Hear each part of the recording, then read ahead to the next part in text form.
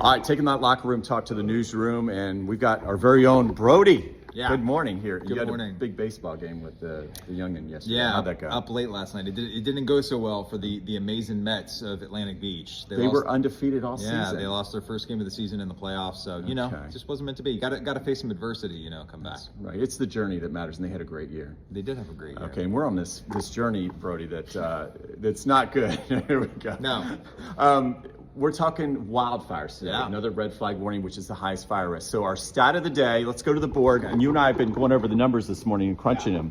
We're crunching the numbers. 6,000 acres burned, 600. That's a lot of acreage. So as we look this up, let's put this into perspective here, Brody. I'll come back to you here. Yeah. 6,000 acres, you see that there.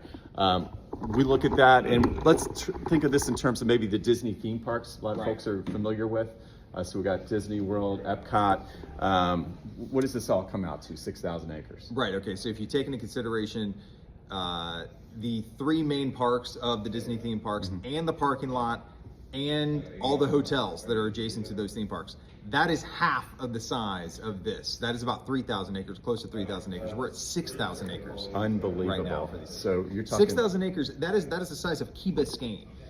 Basically all of downtown Miami, Key Biscayne. Okay. That is the size of. So enough's enough. This is getting out of control here, and unfortunately, they issued a state of emergency in Gainesville. We're watching the new fires in Prangley County this morning, Pierce County, and we'll have some coverage of that, and of course the railroad fire down in Putnam and Clay County. I have one more local example: the beaches.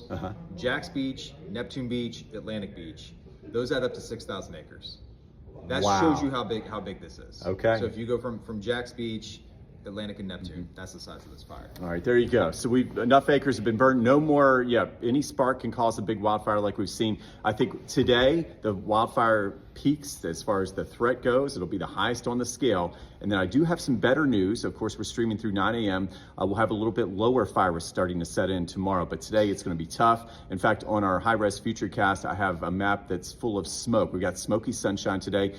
Don't be caught off guard. This dry air that's causing the high fire threat and the breezy conditions, well, it cools off pretty efficiently. So it's actually chilly, 40s and 50s inland this morning, but it is a wrap and peel day. And as we head through the afternoon, it looks like a much more comfortable day with high temperatures back up near 80 degrees. But today, all about the wildfires on GMJ. It's GMJ all day. I want to thank our producers here, hard at work. They always make us look great every single morning. I'll see you soon, my friend.